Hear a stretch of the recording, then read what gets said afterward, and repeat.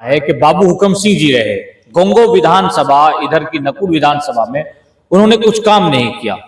क्या आपको लगता है कि हुक्म सिंह जी ने इधर काम किया है या नहीं किया? क्या आप बहुत पुराने राजनीतिक नेता इधर माने जाते हैं?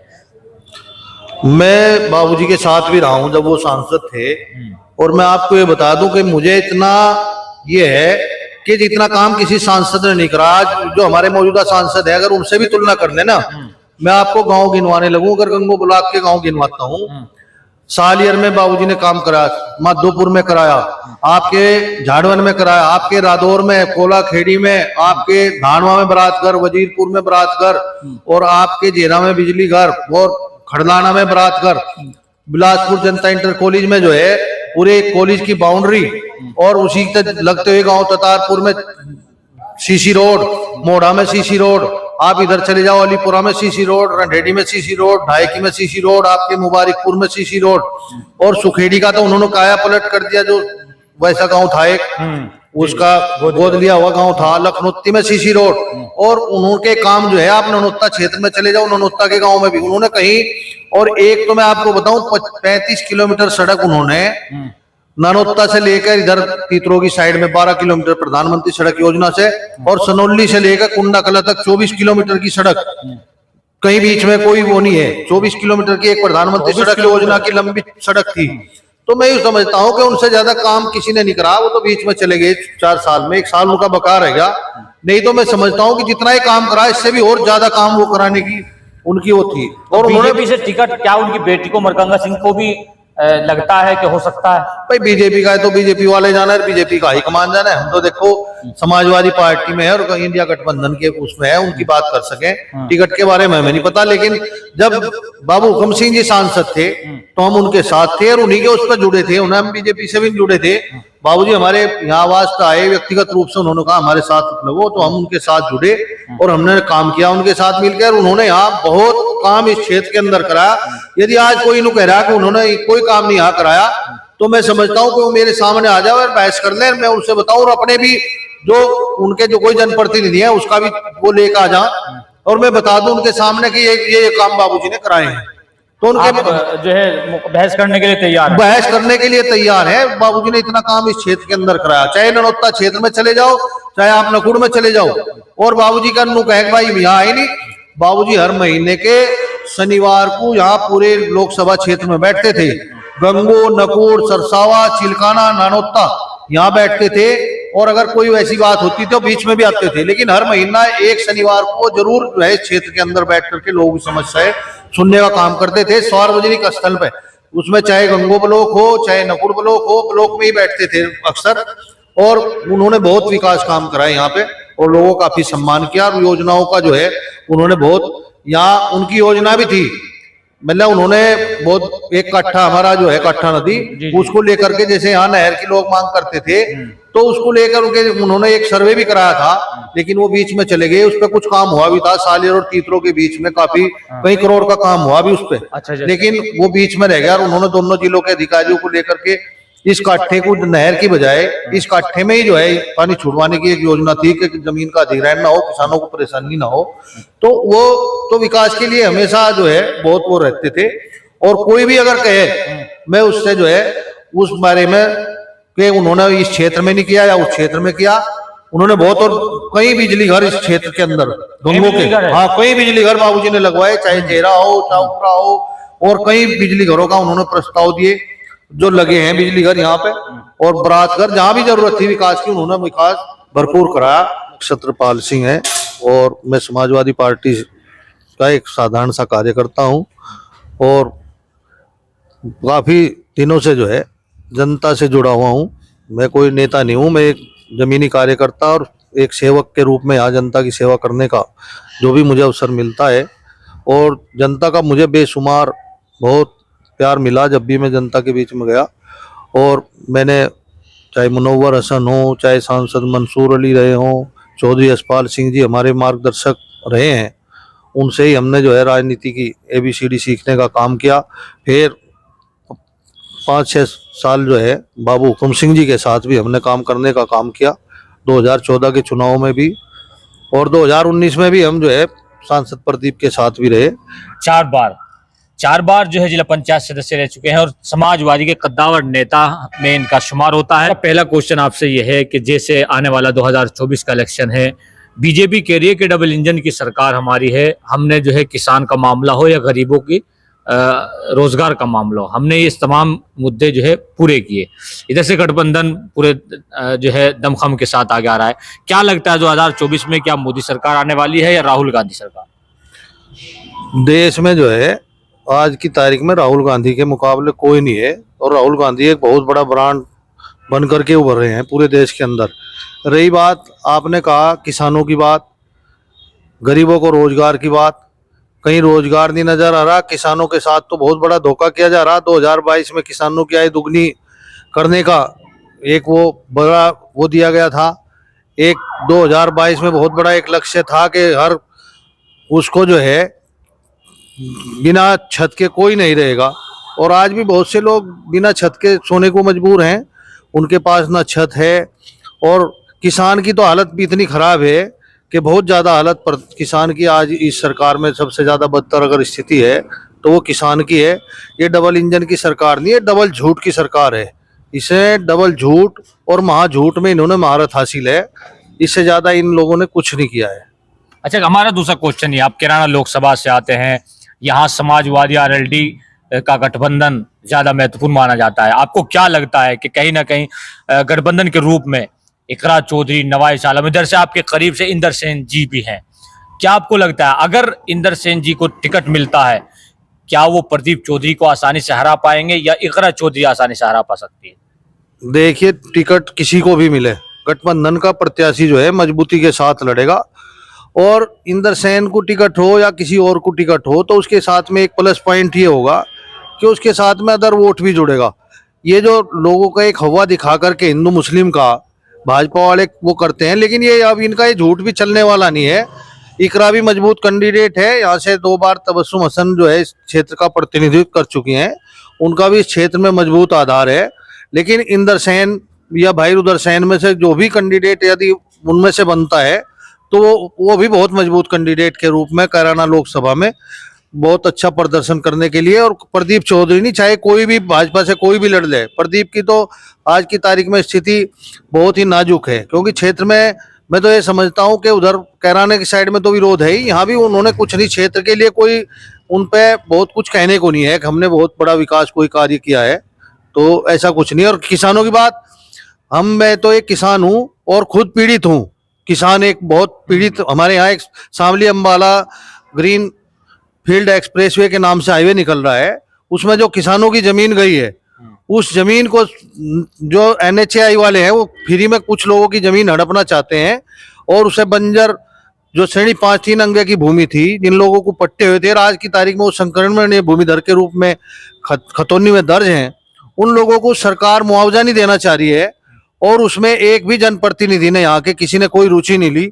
किसानों ने मिल करके, हम लोगों ने सब अपना पक्ष रखा, राजस्व परिषद के चेयरमैन आए, उनसे अपना पक्ष रख करके तब वो रिपोर्ट बनी। अभी भी कोई वह धर में है लटका हुआ मुआवजा, तो करीब जो है 700 किसानों का जो है मुआवजा आज की तारीख में धर में लटका हुआ है। और किसान, कुछ लोग हमारे साथी जो हाईकोर्ट में गए, हाईकोर्ट से जो है राहत मिलनी अब शुरू हो गई है। हमारे गांव के 2 किसानों को हाईकोर्ट से आदेश हो गया कि उनको जो है मुआवजा दिया जाएगा। और जबकि ये उन किसानों की बात है जिनको पिछली सरकारों ने, तत्कालीन सरकारों ने किसानों को, भूमिहीन बेरोजगारों को पट्टे आवंटित किए थे, और फिर उसके बाद सरकार जो आई उन्होंने उनको भूमिधर के रूप में दर्ज करने का काम किया था।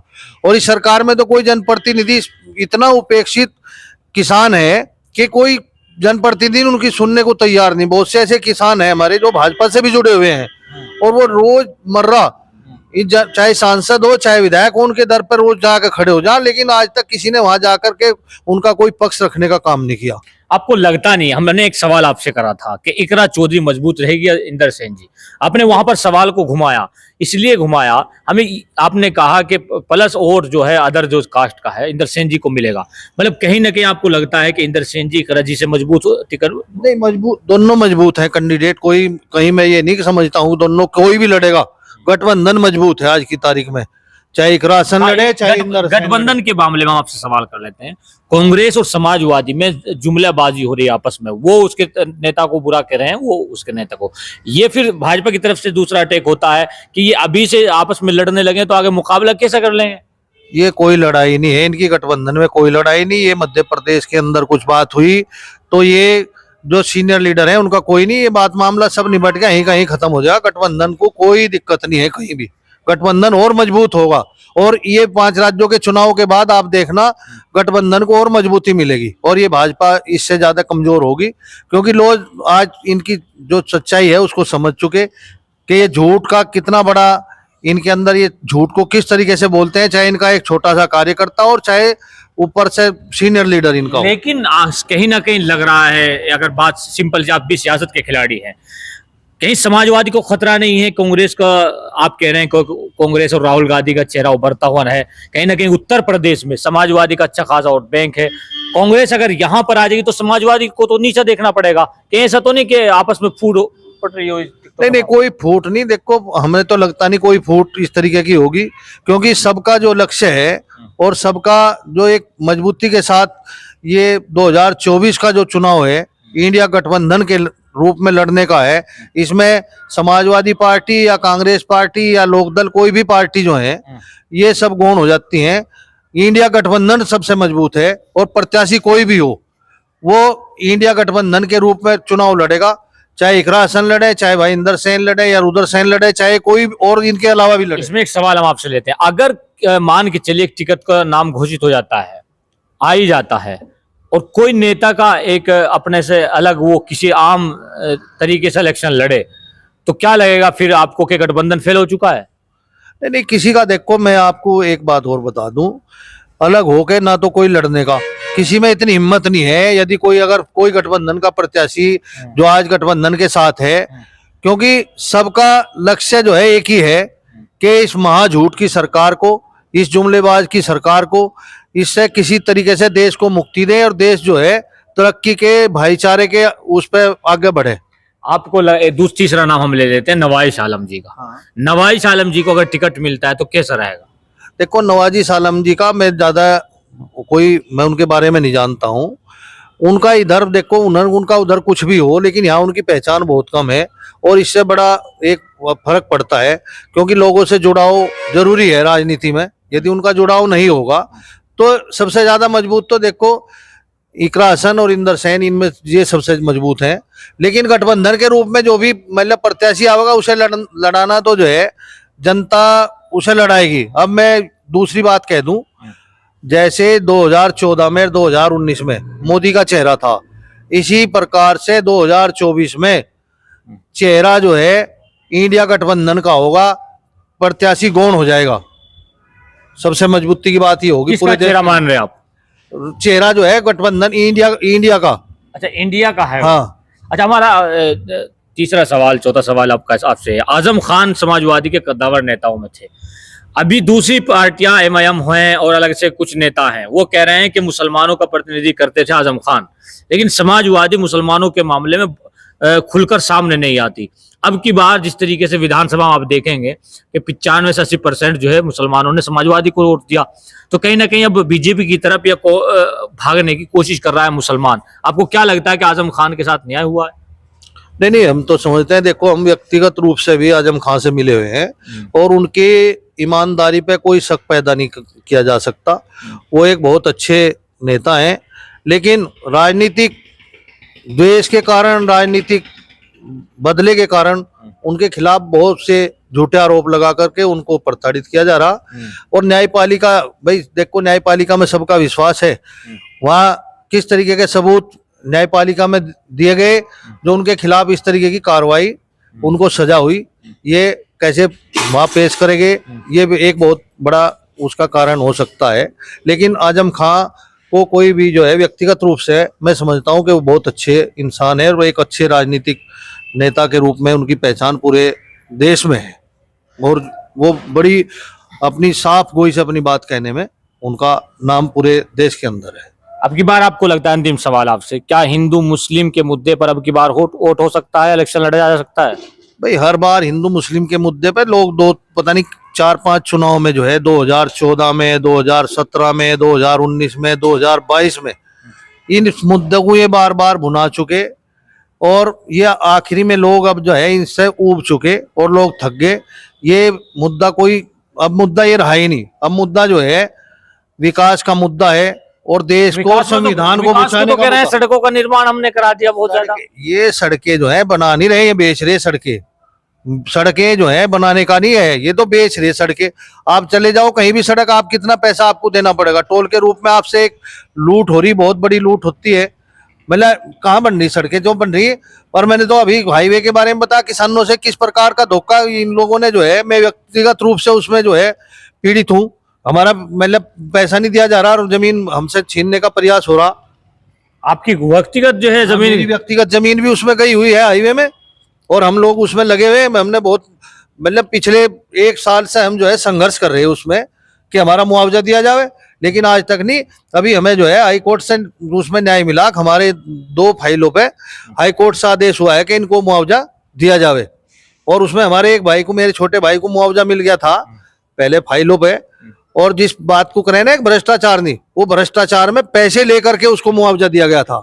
एक अधिकारी थे यहाँ चकबंदी अधिकारी सीओ, उन्होंने 20,000 रुपए लिए उनसे और उनकी फाइल को आगे बढ़ा दिया और हमारी मेरे नाम की फाइल को वो कर दिया। तो भ्रष्टाचार तो इतना यहाँ सी रग रग में जो है भ्रष्टाचार है। तो भाई साहब आप एक बात बता दो कि इन्होंने भ्रष्टाचार नहीं, इन्हें तो भ्रष्टाचार और बढ़ा रखा और पैसा हमारा आज तक नहीं मिला। और ये जो है अब हाई कोर्ट से लोगों को न्याय मिलना शुरू हुआ। अभी 2 फाइलों में आदेश हो गया तो उसी के आधार पर सबको मुआवजा दिया जाएगा। बहुत बहुत शुक्रिया आपने वक्त दिया। बहुत आपका भी बहुत बहुत शुक्रिया और मैं आपका धन्यवाद करता हूं कि आपने आकर के मुझ जैसे एक छोटे से कार्यकर्ता का भी इंटरव्यू लिया, उसके लिए मैं आपको धन्यवाद शुक्रिया। ये थे हमारे साथ समाजवादी के कद्दावर नेता हैं। गुंगो विधानसभा में नाम काफी चर्चा है, दूसरे अलग जिलों में भी, और 4 बार जिला पंचायत सदस्य रह चुके हैं। इन्होंने जो बातें की, अगर आपको लगता है कि सोशल जस्टिस नेटवर्क फील्ड में जाकर ऐसे ऐसे नेताओं से, जनता के जो प्रतिनिधित्व करते हैं, उनसे मिल रहा है तो हमारे फेसबुक पेज को फॉलो करें, यूट्यूब चैनल शहजाद बद्री को जरूर सब्सक्राइब करें।